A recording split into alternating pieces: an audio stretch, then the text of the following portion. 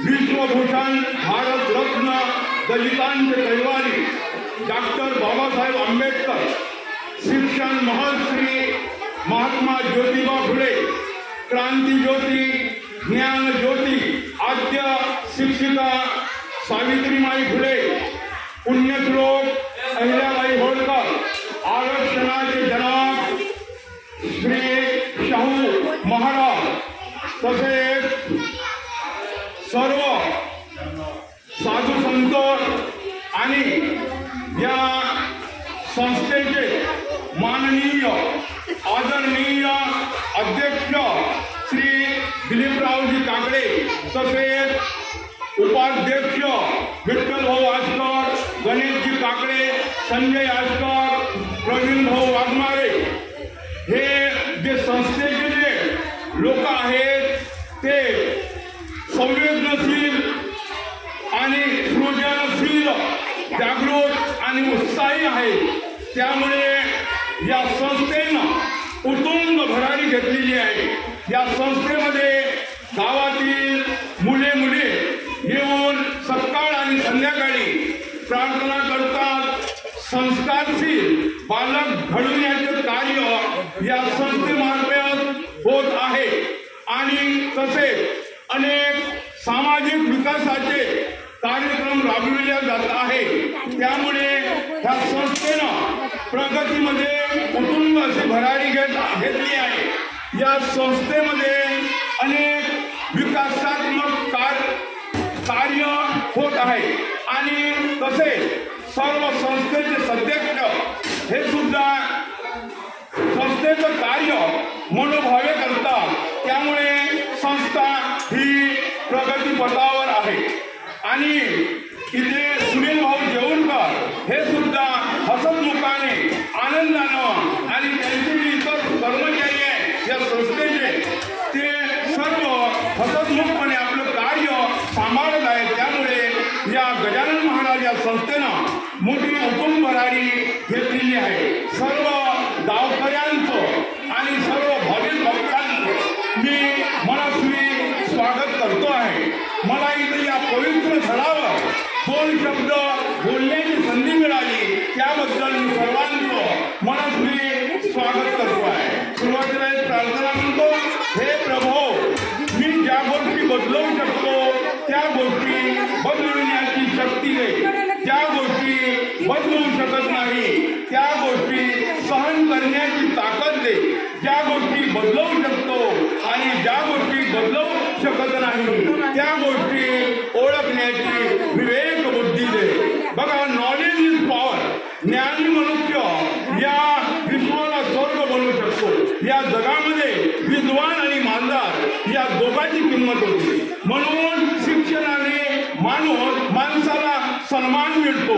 शिक्षणाचे 4 पायऱ्या आहेत। पहिली पायरी अशिक्षित सुशिक्षित, दुसरी पायरी शिक्षित सुशिक्षित, तिसरी पायरी सुशिक्षित ते संस्कृत आणि चौथी पायरी आहे सुसंस्कृत ते सृजनशील संवेदनशील। आपल्याला काही लोक पहिल्या पायरीमध्ये अटकतात, परंतु आपल्याला चौथी पायरी गाठायची आहे। सुसंस्कृत ते सृजनशील संवेदनशील काहीतरी आपल्याला इथं घडवायचं आहे। म्हणून माणसाच्या कामाचे प्रकार बघा, कुणी पैशासाठी काम करतो, नंतर बक्षिसासाठी करतो, कुणी अनुकरणशील तो करतो म्हणून मी करतो, परंतु चौथी पद्धत आहे स्वयंप्रेरणेनं निस्वार्थ बुद्धीनं काम केलं पाहिजे। म्हणून माणसाचा जन्म कशासाठी आहे? माणसाचा जन्म आनंदासाठी आहे। सूर्य सर्वांना आनंदाने प्रकाश देतो, झाडे वेली फळे फुले सावली देतात, नद्या नाले पाणी देतात। त्याप्रमाणे माणसानं आनंद वाटत केला पाहिजे, आनंदाची दिवाळी साजरी केली पाहिजे।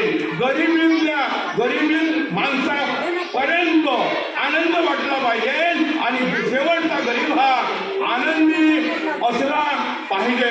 बघा, म्हणून माणसानं जीवनामध्ये आनंद वाटायचा आहे आणि यानंतर माणसाचं जीवन मोठं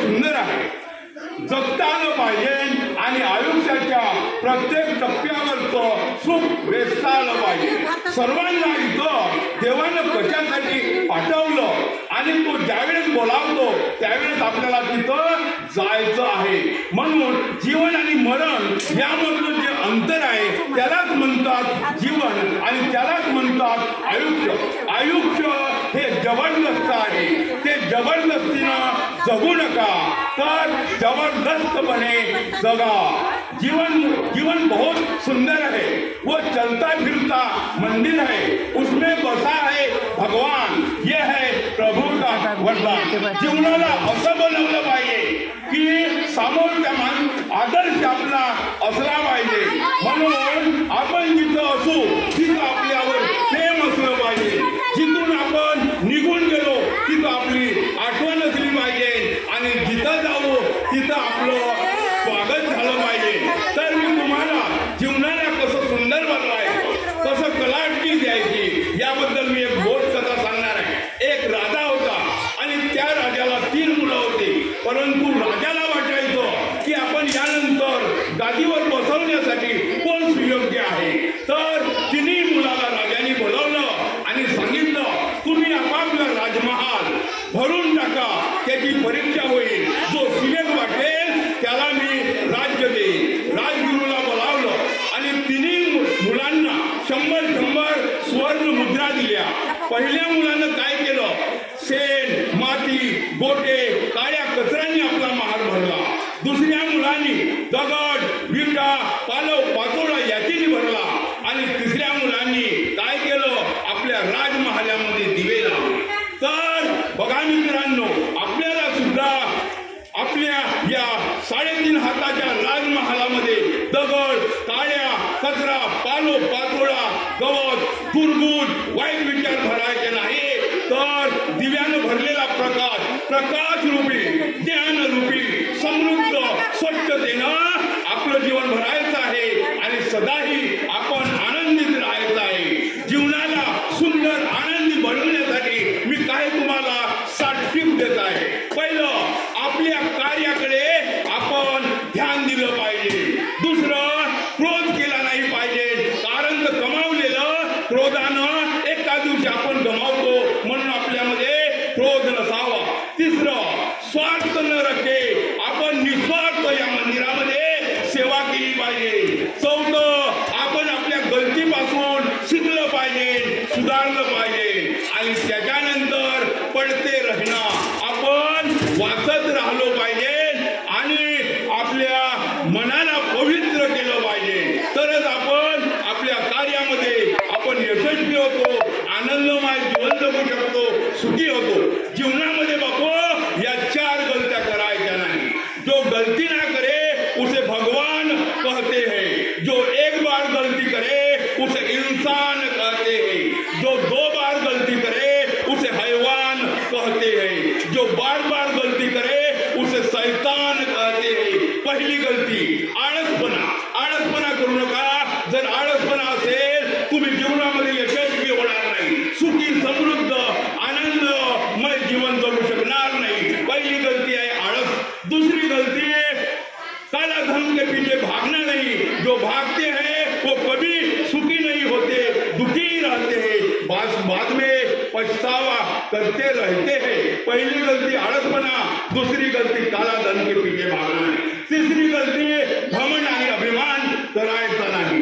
घमंड आणि अभिमानानं मनोमार्गे जे गेले ते मधातच संपले. म्हणून आपण तिसरी गलती घमंड आणि अभिमान करायची नाही. चौथी गलती आपण ध्येय न ठरविणे. ध्येय ठरवलं पाहिजे, नाही तर तुम्ही जर ध्येय नसाल तर तुमचं जीवन दिशाहीन होईल, तुम्ही व्यसनाच्या मागे लागाल आणि म्हणून आपल्याला आपल्या जीवनामध्ये चांगलं ध्येय ठरवावं लागेल. बघा, शेवटी मी सांगतो, एकमेकात सहाय्य करू हे संतांचं वचन आहे. एकमेकात सहाय्य करू, अवघे करू, सुपंत म्हणजे प्रेमानं तुम्ही जग जिंकता. प्रेम द्यावे, प्रेम घ्यावे, प्रेमाने जग जिंकावे. आपल्या कुटुंबामध्ये प्रेम ठेवा, आपल्या समाजामध्ये प्रेम ठेवा, आपल्या गावामध्ये प्रेम ठेवा, आपल्या संघटनेमध्ये प्रेम ठेवा, आपल्या देशामध्ये प्रेम ठेवा. तर आपण जगाला जिंकू, जगाशी टंकर देऊ. म्हणून संत कबीरानं म्हटलं